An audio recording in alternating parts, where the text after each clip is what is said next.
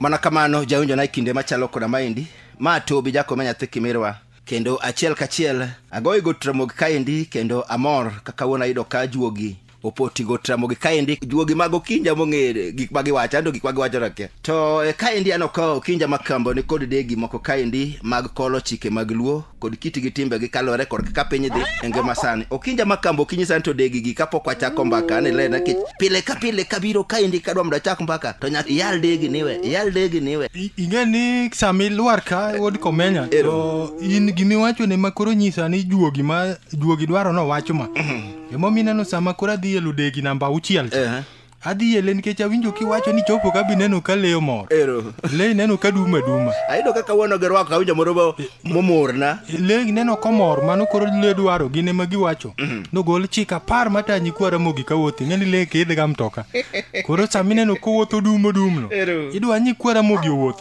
ngeni joma sani kuoth ngato daki piki idho mtoka nya kwara mogi kuchung dende muoch na tap ngedele muoch kata konindo ngato chiew ngato ywaka kata ka ugomba kata tinyo koriere dende muoch tap orwa konegi butindi dende irwake na gia ke rwako gia to kichung ani chung nadi to gimichungo onge leche no joncho ta jonyo manadi mani ngene gia namba dek makoro dwa wuok go kuma betie kodi nyikwara mogi chika par mag wuotho dhano nyaka wuotho ne marie leche ramogi ne wacho to gima nyikwara mogi adwang nyaka ngeni dhano nyaka wuoth ka ok iwuotho dak yudi gi michamo kata lemi neno dum giwuotho ga ka gichiem onge mabiro ne kamo beti mabiro kuma beti kun modhi dware no ngwech be nyalo ga wokie omiyo wuoth bende nyaka bed kod chike mataye koro chike matanya kwara mogi ka wuothe magi Okinja ayudi nikech chiemo ni keta ka wuoth kalworo godin be ayudo ka godin be lacho kinyal tiek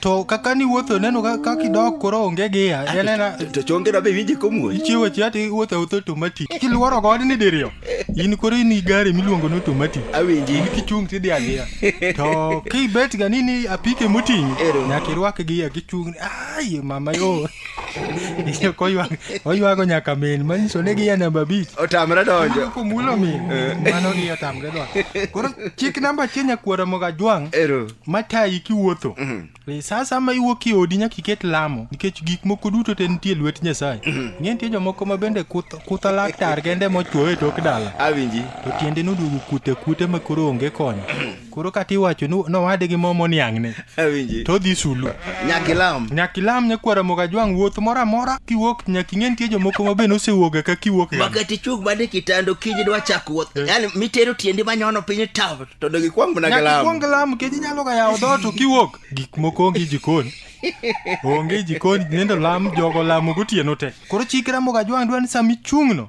tilamo nikech igeni Nyasaye to kilamo to kata kose kwal to gigo duogo bed kaka ne gin kata nyalo kere diere ode kame tor tak bende wachni rumna kod kaja bitere mane hospital ma kidongo iwuotho mana gi tiela adek maro ber miso gi no chung to gore piny moko be nitie manendo chunga to wacho no walawra to kako dhi baf koduogo osiko kuro wacho no to won ngane ma koduogo nango marach kidhi tiyudo no gore piny kanyo onge modhi direct no sedhi stage mogik en mochari mana ka kiwinjo ka no se wachin jaote to ok geng'e kwara moga jwang wadwa luar kodi chik namba 2 ma bende tayi kiwuotho ma wacho ni nyaka chan wuotho kibuogri abwoga ni para wacho ma chano wuoth ni kwara mogi nyaka ng'e ochal kama igen tie jomoko ma en kama obetie to buogra wan para adwa dhi Kisumu teka kowuok awinji to chik Ramogi Ajwang got ka to wacho ni kidwa dhi wuoth nyaka chan wuoth nikech ing'e ni Ramogi Ajwang nong'e ni chon ng'en malaika mano keti ni rito ng'ato mwaluongo ni juogini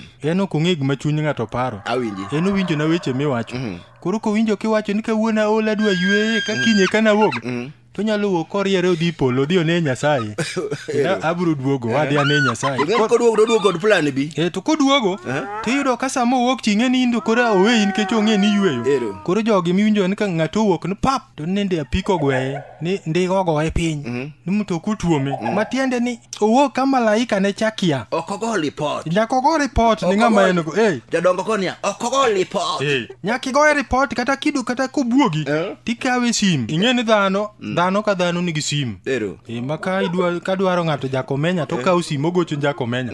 Malaika be nigi simbe. Ero. Koro kidwa wuok mobuogre to goye simu tane ng'ato ni wuodi Komenya. Abinda ywa ka to chunya moparo na dhi Siaya. To sama Jakomenya winjo. To juogi ma Jakomenya nikech ong'e juogi kaka mar Okinja. To wacho ni bwana bana ai polo ng'acha dhi Siaya to ringo duogo. Udhi kode. Koro chik dwaro ni nyaka ichan wuoth.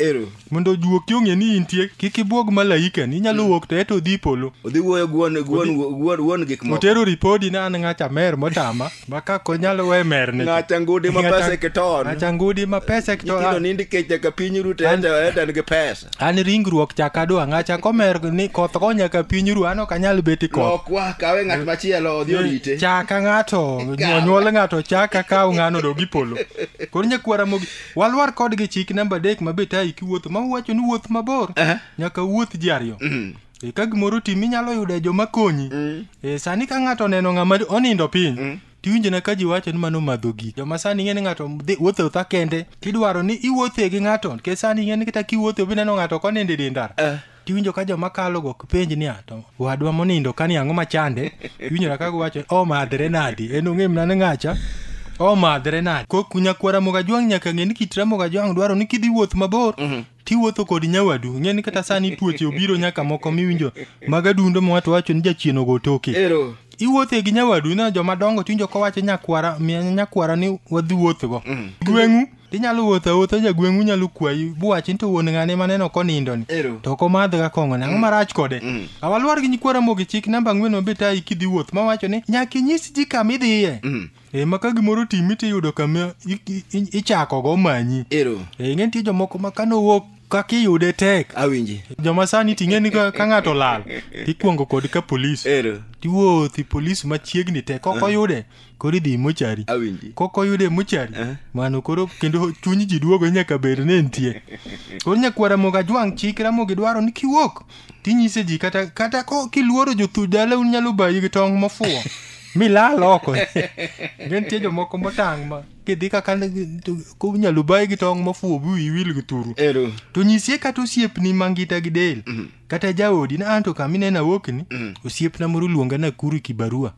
Koro an Nakuru makata ka ogo sim to koyudi tichako luwe gi kam Kisumo kidhi Kericho bichop kucha. Biyudi kama ne dhi. To dake gidhi Naivasha nikech ong'en kiwacho ni dhi kucha. Jogi badi wuoyo kod okong'e ni dhi kure, idhi Naivasha. To inti yudi Busia.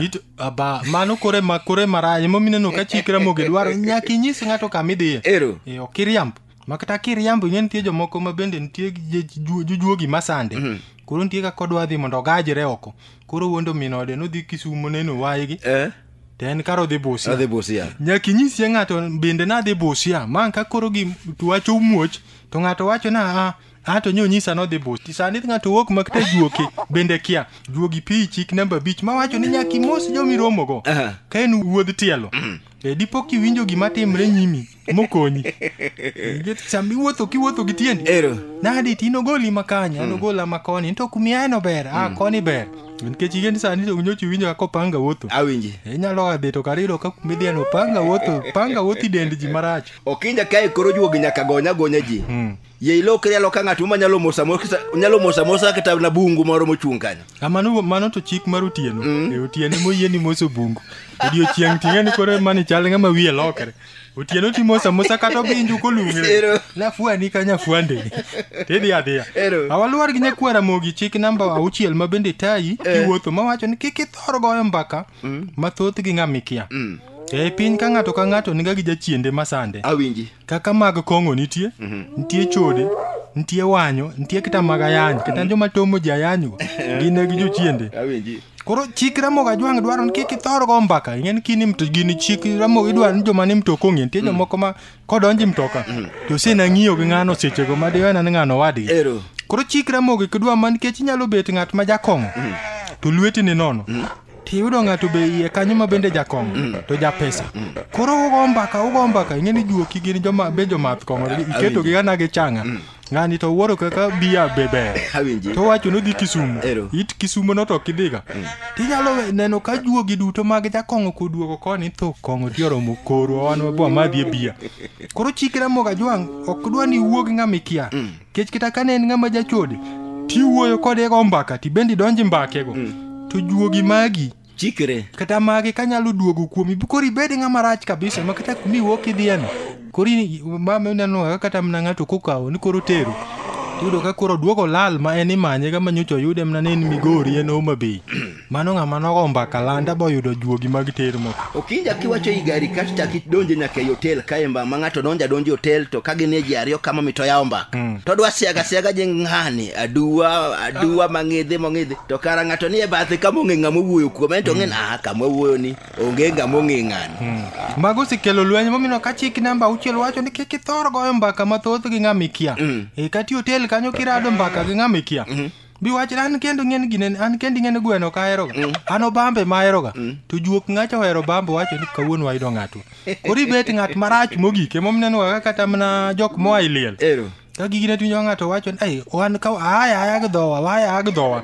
tiwinjo ka ng'ama tiel be chako olo ano kadhiga liete ka ilagi to juogi mag chiemo man kuom ng'acha luar kuom ng'ani ko ng'ani bet ng'ama rach mogo molon ibedo gi tuo mani ongego waluar kodgi chik namba 7 ma wacho ni kik ito kwanyo gik moko miromogo sami wuotho ng'en tie jomoko ma kowuok to wuok ga lwete nono to kodwaro duota koting'o gunia maro yudo gir chupa moro ting' ma ber gi mafuta maro yudo yien moko kanana onge yien Manila ni pod lere nyalo save 20 boboro ma supermarket cha jogi tiyo lal noe wach jweli nogo marufu jwala ne Manila ni nyalo konya owuoyo kende osekawo Manila to kogine neno ni osiko gi nyalo konyo wuon ng'ane duol jaduong' no nyalo ol koro kowuok to yudo kokwanyo gik moko inyalo kwanyo nyaka tora koro kit Ramogi Ajwang' wacho kata kiwuotho bi neno mana bag moro korenji tiende yath mo kik idhi kanyo inyalo dhi kanyo ni na mai bag maber wakawo kari ting'o mana liel kuri ireto go ng'eno kik yaw ga oreto makoro ka bag ma to ng'en ko yaw tidhi ng'ato dhi neno gimo yudo ya kanyo timaye pek ma bag ni miyo dhi kode matek kochopo kucha ng'en moko ntie madhogi wer winyo tiduogo nadi ni biura bia koyawo kanyo to na nyiri moko manyuol to wito nyithindo koro odhi gi tora waluor gi nyakwara Ramogi chik namba 8 ma bende tayi nyakwara Ramogi Ajwang' kiwuotho mowacho ni kiromo gi jawuoth wadu koyudo masira nyaka ikonye chik ni ng'eno mako mana joma wuotho gi tiendgi gi jondigni awinji jomtokni to chik ni oyiene nikech inyalo chung bi titing' na thoni waluor gi nyakwara Ramogi chik namba 9 dhano ka koro juogi dwano riembgi gi sorum ma wacho ni kikwanyo gir ng'ato kopenji kik itamri ng'en tie jomoko kowuotho to kokwanyo gir moro kwanyo mana kata na kipande ma ng'ato i wallet to ng'ano duogo ni wuod ma kumiaye no kinene gimo machalo wallet wano kaneno chik luok dwa man kara wallet to in go mfuko in go mfuki ka chik Ramogi Ajwang' dwaro ni kikwanyo gir ng'ato tibiro kokiromo go to mano happy to kawuono go penjo imiya nikech Ramogi Ajwang' wacho ni erokamano duong' molo waledno erokamano mang'ano goni duong' molo waledno awaluor gi nyakwara Ramogi chik namba 10 ma koro juogi lungo go weche gi got Ramogi ni jogo mawuotho mohero wuoth ng'en ti wuoth moko miwuotho gi tiendi moko wuotho gi ndiga moko bi wuotho gi apiko moko be wuotho gi gari awinjo ka jodongo kona ma to wuotho fuelu nyaluo fuelu gwelo nyaluo moko be wacho ni en guodunga wabro dhi odne abro dhi dunga mondo akaw guodunga no okele nyakwara Ramogi ne ng'e got Ramogi ka nyakwara Ramogi waluor kodi chik namba 10 ma beta ikiwuotho ma wacho ni kichopo kama idhiye nyaka igol Nyasaye erokamano entie joma bende wuok ga kodi sami wuokno to ok giduogo moko chwei mochari moko bendo nindo oko kothe mogo awinji kuom mano sasa miwuok kati wuok mane rangach ni rieri idwari onyulo nyakwara Ramogi iduogi los ni jaduong' kiduogo to nyaki go Nyasaye erokamano kuom wuotho kodi maber kech nitie joma bo wuok irangach koduogo tikolo tiendegi kudho chwowe awinji ageno ni nyakwara Ramogi komako magi gibro dhi maber mana kamano jawinjana mano kinja makambo got Ramogi kano kolo chik 10 mataye wuoth nyaki bi wuodhi luor kedhiye kendo nyaki non kakirito wuodhi kidhi kendo kiduogo nikech wuoth en gima sigande lach ahinya nyaka ing'e duoko erokamano kaponi wuotho maber michaki duogo nyinga Tobi Jacob nyathi Kimirwa wachako go kodi odiochieng' moro machielo machalo koda ma ndio riti masani